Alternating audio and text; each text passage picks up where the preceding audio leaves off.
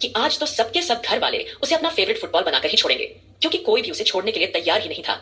अब आगे वही दादाजी जो इस वक्त आस्था के साथ मौजूद थे, उसे सांत्वना देते हुए बोले, दादाजी शांत आवाज में, हम अच्छी तरह से जानते हैं बच्चा कि इस वक्त तुम्हारा दिल पूरी तरह दर्द से भर चुका है। याद है ना तुम्हें, जब तुम पहली बार इस घर में आई थी, उस वक्त मैंने तुमसे एक चीज का वचन मांगा था, और मुझे लगता है कि वह वचन मांगने का समय फिर से वापस आ चुका है, क्योंकि फिर से मेरा पोता वही डेविल रूप धारण कर चुका है जो रूप उसका पहले हुआ करता था। मैं जानता हूं बच्चा, उस वक्त तुम्हारे लिए वो सब सिचुएशन नहीं थी, लेकिन अब तो तुम अपने पति को अच्छी तरह जानती हो। इतना ही नहीं, पूरा परिवार तुम्हारे साथ है। तुम्हारी नानी माँ, तुम्हारी बहन, तुम्हारे भैया, सब लोग तुम्हारे साथ मौजूद हैं। मुझे पूरी उम्मीद है, जैसे देवी सावित्री सत्यवान के प्राण यमराज तक से बचाकर ले आई थी, तुम भी अपने पति को इस मुसीबत से बाहर निकाल लाओगी। तुम तो आज की सावित्री हो।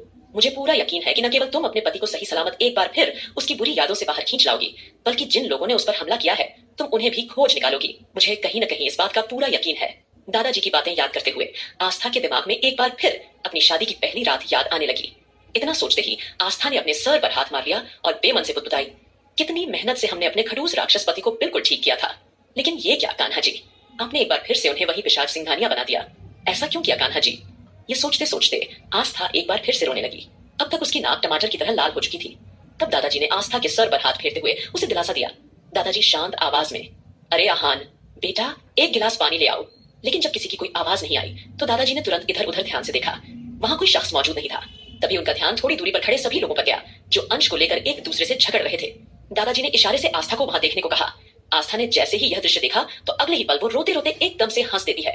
दादाजी हल्की मुस्कान दबाए, बेटा तुम्हें कुछ करना होगा, देखो ना सब के सब कैसे बच्चों की तरह लड़ रहे हैं, तुम जाओ जाकर उन्हें थोड़ा सा संभालो। दादाजी की बात सुनकर आस्था ने पलकें झपकाते हुए हामी भरी और अपने टूटे दिल के साथ उठ खड़ी हुई और जल्दी से आगे बढ़ने लगी। सबको आश्चर्य से देखते हुए उसने ना में सिर हिलाया। आस्था शिकायती लहजे में, यह आप सब लोग क्या कर रहे हैं? आस्था की आवाज सुनने के बाद अगले ही पल सब आस्था की ओर ठिठक कर देखने लगे। तभी अंश ने राहत की सांस ली। उसने मन ही मन सोचा, चलो कम से कम मेरी मम्मी तो मुझे बचाने आई, वरना यह लोग तो आज मुझे फुटबॉल बनाकर ही पास पास करते रहते, और मेरा फुटबॉल बनने का बिल्कुल भी इरादा नहीं था। अब जैसे ही आस्था वहां आई और सबने उसकी नम आंखें देखी तो सभी कुछ शर्मिंदा से हो गए और फिर तुरंत ही सबने अंश को वापस झूले में लिटा दिया। तब नानी माँ, अरे आस्था बिटिया, कुछ नहीं हुआ, वह अंश बिटवा कितने दिनों से हमारे साथ नहीं था, तो हमें लगा कि हम थोड़ी देर उसे प्यार कर लें। और बेटा प्लीज अब रोना बंद करो और बिल्कुल भी परेशान मत हो। और रही बात दामाद जी की, तो वह बिल्कुल ठीक हो जाएंगे। ठीक है, आस्था भरी हुई आवाज में, नानी माँ आपको लगता है कि अरमान जी इतनी आसानी से ठीक हो जाएंगे? आप जानती है ना, पहले वह कितने ज्यादा खतरनाक थे और अब वह वापस से खतरनाक हो गए हैं। आप सोच भी नहीं सकती कि इस वक्त मुझ पर क्या गुजर रही है। इतना बोलकर आस्था नम आंखों से नानी माँ को देखते हुए सिसक रही थी। अचानक नानी माँ के दिमाग में अरमान का चेहरा घूम गया। उसकी लाल आंखें, गुस्से से तिरछी नजरें और माथे पर बंदूक की नोक टिकाए खड़ा होना, यह याद आते ही नानी माँ का डर बढ़ गया। नानी माँ, एक बात बताऊं गोरी बिटिया, आज तो हमें दामाद जी से बहुत ज्यादा डर लग रहा था। शुक्र है कि वक्त रहते तुम आ गई और हमारी जान बचा ली। सच में गोरी बिटिया, तुम बहुत साहसी और बहादुर हो, लेकिन अब तुमने शेर के मुंह में ही हाथ डाल दिया है। तुमने दामाद जी के मुंह पर तमाचा जड़ दिया है। इसका मतलब तुम जानती हो? गोरी बिटिया, नानी माँ बात सुनते ही आस्था ने धीरे से हामी हुए रुआंसी आवाज में कहा, हम अच्छी तरह जानते हैं कि हमने उन पर हाथ उठाया है और इस बात को लेकर अब तक वह हमसे बहुत ज्यादा नाराज हो गए होंगे, क्योंकि एक बार फिर हमारा पति डेविल जो बन गया है। फिलहाल तो हमें कुछ समझ नहीं आ रहा कि हम क्या करें। यह बोलते बोलते अचानक आस्था फिर से रो पड़ी। आज आस्था का दिल पूरी तरह से टूटा हुआ था। उसका दिल बार बार रो रहा था। ऐसा लग रहा था कि सिंघानिया मेंशन की हर एक दीवार आस्था के दर्द को महसूस कर रही हो। आस्था का रोना सुनकर बाकी सभी लड़कियां भी काफी ज्यादा भावुक हो गई थी और वह सब भी सिसकने लगी। वहीं सभी लड़के अपनी अपनी पत्नियों को इस तरह से रोते हुए देखकर वे भी काफी ज्यादा दुखी हो रहे थे। सभी के चेहरे पर मायूसी साफ झलक रही थी। तभी ध्रुव और आहान ने आकाश और सुमित की ओर इशारा किया और चुपके से बोले, भाई कुछ कीजिए। अगर इस तरह से ये सब रोती रही तो रश्मि दीदी और रौनक के साथ साथ उनके होने वाले बच्चे पर भी इसका गलत असर पड़ सकता है। और वैसे भी प्रेग्नेंट लेडी को एक खुशनुमा एनवायरनमेंट देने की जरूरत होती है। उन्हें इस तरह से दुखी नहीं होना चाहिए। मैं जानता हूं कि इस सिचुएशन में सब काफी ज्यादा परेशान है, लेकिन हम सब तो सिर्फ अरमान भाई के बिहेवियर को लेकर परेशान हो रहे हैं। लेकिन अरमान भाई के बारे में भी तो सोचिए। उनकी जिंदगी के सबसे खूबसूरत 2 साल किसी ने ऐसे चुटकियों में उड़ा दिए और उनको एक बार फिर दर्द और गुमनामी की जिंदगी में धकेल दिया। कहीं ना कहीं यह कहते हुए आहान की आंखें डबडबाई और उसका गला भराया। तभी सुमित और आकाश ने आहान और ध्रुव दोनों के सर पर हाथ रखा और उन्हें शांत होने के लिए कहने लगे और आंखों ही आंखों में उन्हें इशारा किया कि आहान जाकर रौनक को और ध्रुव वंशिका को संभाले। उसके बाद आकाश और सुमित आस्था के पास चले आए। उन्होंने आस्था के सर पर हाथ रखकर धीरे से उसे आश्वासन दिया, तुम फिक्र मत करो आस्था, हम हैं तुम्हारे साथ। याद रखना, तुम्हारे दो भाई हैं यहाँ पर जो हमेशा तुम्हारा ध्यान रखेंगे और अरमान को ठीक करने में हम तुम्हारी पूरी मदद करेंगे। बस कुछ दिनों की ही बात है। वंशिका ने एंटीडोट पर काम करना शुरू कर दिया है। उसने पूरी डिटेल्स तैयार कर ली है। भाई वाली बात सुनकर आस्था की आंखें एक पल के लिए फिर नम हो उठी। आस्था दर्द भरी मुस्कान से, हम तो यहाँ पर खुशी खुशी आप लोगों को सरप्राइज देने के लिए आए थे। हमने सोचा था कि राखी के शुभ मुहूर्त में सबसे पहले सुमित भैया, आकाश भैया और टाइगर भैया को राखी बांधेंगे। लेकिन यह क्या, यहाँ तो सब कुछ उलटा पुलटा नजर आ रहा है। ऐसा लग रहा है कि हम घर आकर भी घर नहीं आए हैं। सब कुछ हमें पराया सा लग रहा है नानी माँ। यह कहते हुए उसने एक बार फिर नानी माँ को गले से लगा दिया। नानी माँ ने आस्था के बालों पर हाथ फेरते हुए कोमलता से कहा, शांत हो जा बिटिया, शांत हो जा। और वैसे भी अभी राखी का मुहूर्त खत्म नहीं हुआ है। तेरे भाई भी यही मौजूद हैं।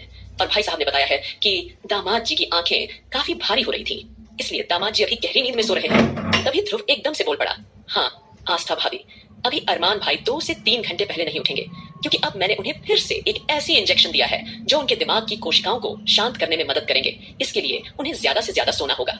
अभी तो वो फिलहाल से 3 घंटे के बाद ही उठेंगे, इसीलिए आप फिक्र मत कीजिए, हमने सारी चीज मैनेज कर ली है। फिलहाल वह आपको और घर की किसी भी लड़कियों को इस घर से नहीं निकालेंगे। ये कहते हुए ध्रुव काफी कॉन्फिडेंस लग रहा था। ध्रुव की बातें सुनकर आस्था केवल नम आंखों से ध्रुवों को देखती है, तो कभी बारी बारी से सबको देखती है। उसका दिल आज बुरी तरह दर्द में था और वह अपना दर्द अब भी किसी को भी बयान नहीं कर पा रही थी। आस्था का दिल बुरी तरह से घबरा रहा था। अचानक से आस्था आगे बढ़ी और उसने अंश को झूले से उठाते हुए अपनी गोद में ले लिया। और एक बार फिर अंश को गोद में लेकर आस्था बुरी तरह से रो पड़ी। उस पर आज दुखों का पहाड़ टूट पड़ा था। कहां तो वह खुशी खुशी अपने पति को गले से लगाकर अपने दिल की सारी बातें उनसे कहना चाहती थी।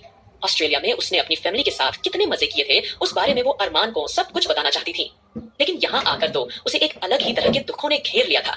उसके पति का प्यार, उसके जज्बात सब कुछ बदल चुके थे।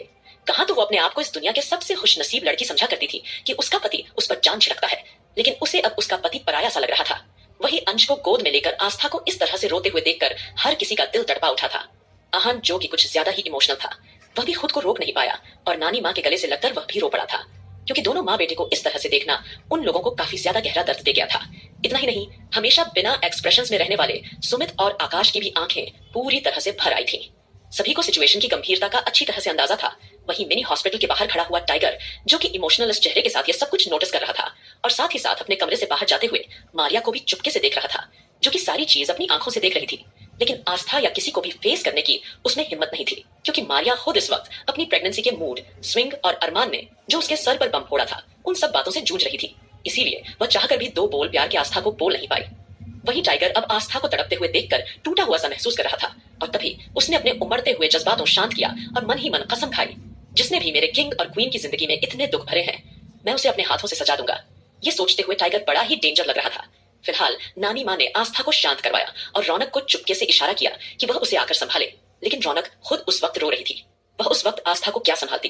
तभी दादाजी आगे आए और आस्था के सर पर हाथ रखकर धीरे से बोले, शांत हो जा बच्चे, हम जानते हैं कि हमारे परिवार पर एक बहुत बड़ी मुसीबत आ गई है, लेकिन हमें पूरी उम्मीद है अगर हमारा परिवार एक साथ मिलकर इस मुसीबत का सामना करेगा तो सब कुछ पहले की तरह बिल्कुल ठीक हो जाएगा और हमारा हंसता खेलता परिवार एक बार फिर पहले की तरह हो जाएगा। यह कहते हुए दादाजी का गला भी अब पूरी तरह से भर आया था। फिलहाल रश्मि ने आकाश का हाथ थाम कर रखा था, सुमित ने राधिका का और ध्रुव वंशिका को संभाल रहा था, क्योंकि सभी उस वक्त काफी ज्यादा इमोशनली हर्ट हो चुके थे।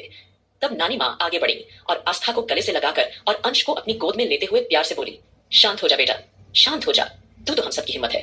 आस्था, अगर तू ही इस तरह से टूट जाएगी तो हम लोगों का क्या होगा? बेटा हाँ, शांत हो जा मेरे बच्चे, शांत हो जा। देख, अब तू बिल्कुल नहीं रोएंगी, क्योंकि मैं अपनी गोरी की आंखों में अब और आंसू नहीं देख सकती। नानी माँ ने पूरी तरह से भावुक होते हुए आस्था को शांत कराया और फिर आगे बोली, बच्चे, राखी का शुभ मुहूर्त बीता जा रहा है, इसीलिए अब खुद को संभाल और अपने सुमित भाई, आकाश भाई, टाइगर भाई को राखी बांध। आगे क्या होगा इस कहानी